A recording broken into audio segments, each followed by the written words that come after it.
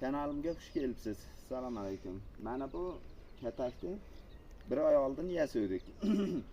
Bu jo'jalar uchun ko'chma katak. Mana eshikchalari 2 qavatli. Mana bu o't bor, ko'katlar bor yerga mana bunday ko'chirib qo'yilaveradi. Suriladi bu. Tagi yo'q. Mana ikkinchi variantini hozircha yog'ochdan qildik. Mana bunday oziq beradigan tunukalari bor. Usti soyabon qilingan, yomg'ir qorga moslashtirilib. Buni ham tagi ochiq.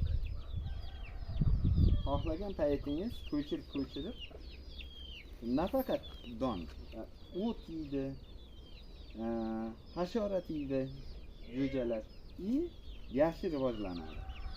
Bo'ldi.